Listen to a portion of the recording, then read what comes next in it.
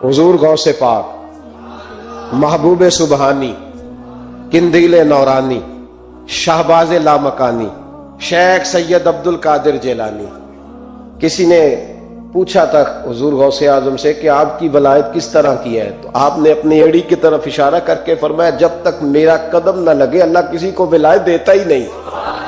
تو میری ولایت کی بات کرتے ہو، میں جب تک مہر نہ لگاؤں اللہ کسی کو ولی بناتا۔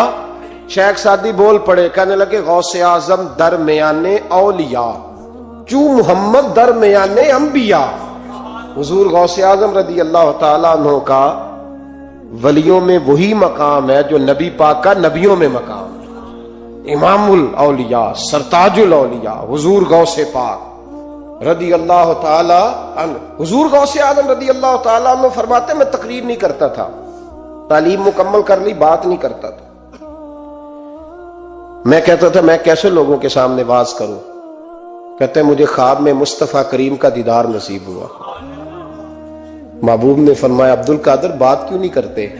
میں نے کہا حضور یہ عربی لوگ ہیں، فصیح و بلیغ ہے، ہر آدمی بات سمجھتا ہے، تو میں کس طرح اتنے مجمع میں بولوں گا؟ بڑا مشکل کام ہے، ہر آدمی کی ذہنی سطح کے مطابق کیسے بات کروں گا؟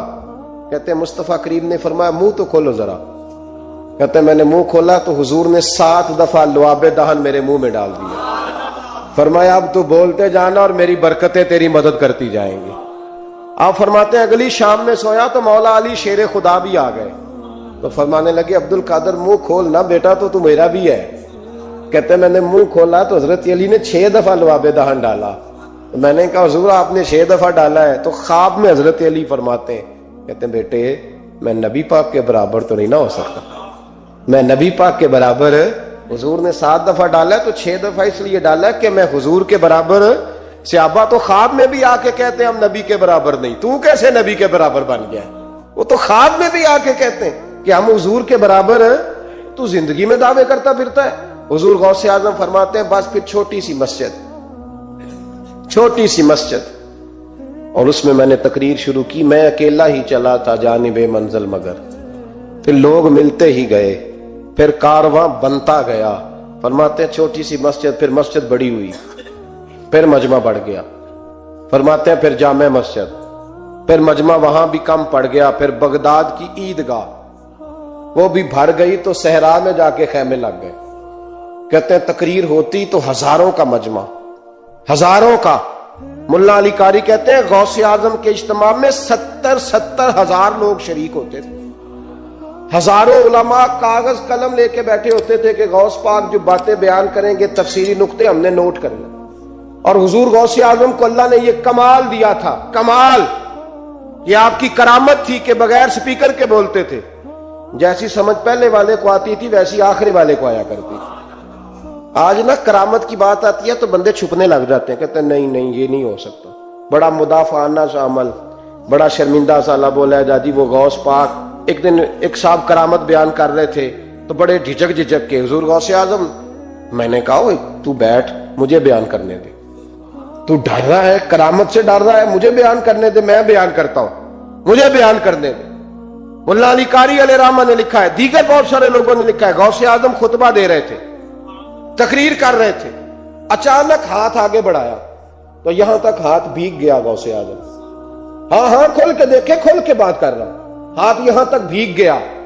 مرید کہتے ہیں ہم نے پوچھا حضور پانی بھی کوئی نہیں، ہاتھ بھیگ گیا۔ میں چپ کر کے سبق پڑھو، شاگردوں کو پڑھا رہے، چپ کر کے سبق پڑھو۔ تھوڑی دیر گزری، چند گھنٹے تو ایک قافلہ آ گیا، سارے لوگ پانی میں بھیگے ہوئے ہیں، حضور غوث اعظم کے سامنے کھڑے ہوئے، کہا حضور آپ نے بڑی کرم نوازی فرمائی، بڑی کرم نوازی۔ وہ شاگرد کہنے لگے ہوا کیا؟ تو وہ لوگ کہنے لگے کشتی میں بیٹھے تھے تو کشتی ڈوبنے لگی، ہم نے کہا یا شیخ عبد القادر جیلانی خدا کے فضل سے ہم پر ہے سایہ غوث اعظم کا، ہمیں دونوں جہاں میں ہے سہارا غوث اعظم کا۔ کہتے ہیں حضور غوث اعظم نے وہاں بیٹھے ہاتھ لگایا اور ڈوبتی کشتی کو باہر نکال لیا، اور ڈرنے لگے، کہنے لگے جناب یہ کرامت لوگ نہیں مانیں گے۔ تو میں کہا جنہیں نہیں مننا نہ منے۔ ایک عیسائی مسلمان دونوں جھگڑا کر رہے ہیں، غوث اعظم گزر رہے ہیں، جھگڑا ہو رہا ہے۔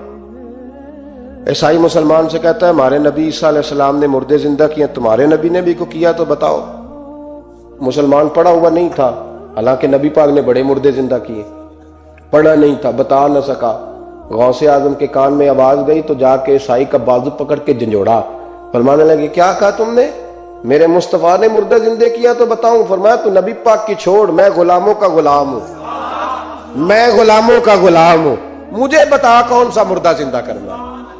तू छोड़ हुजूर की बात ना कर, मैं गुलामों का गुलाम हूं, मुझे बता कौन सा मुर्दा जिंदा करना है। पुरानी कब्र पे ले गया, कहने लगा जी अगर ना हुआ तो। गौसे आजम फरमाने लगे जो तू कहेगा वो मैं करूंगा। तो कहने लगे अगर हो गया तो, अगर तो गौसे आजम कहने लगे ना मेरे खानका पे झाड़ू देना, ना मेरे बर्तन मांजना, ना मेरे घर का सौदा लाना, अगर जिंदा हो गया तो बस मेरे नबी का कलमा पढ़ जाना, बस मेरे रसूल का कलमा पढ़ जाना। अल्लाह अकबर। उसने जो सबसे पुरानी कब्र थी ना, वो कहता है ये हमारे दादा ने भी नहीं देखा था बंदा कौन है। उस कब्र पे खड़ा हो कहने लगा इसको जिंदा करें।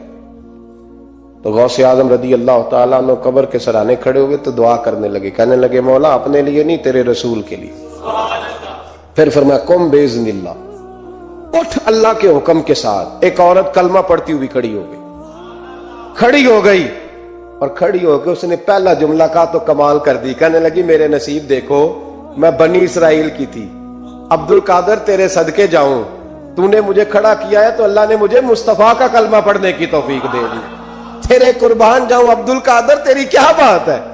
अब वो बंदा दौड़ दौड़ के गौसे आजम के कदमों में आया, फरमाने लगे ना कलमा मेरे मुस्तफा का पढ़ना है, हुजूर का गुलाम बनना है। ओ भाइयों, हजरत शेख अब्दुल कादिर जिलानी, हुजूर गौसे आजम रदी अल्लाह तआला अन्हु, मामूली बात ना समझना। हुजूर गौसे आजम रदी अल्लाह तआला अन्हु फरमाते हैं मैं कदम न लगाऊं तो अल्लाह विलायत ही न दे, मैं कदम न लगाऊं तो अल्लाह विलायत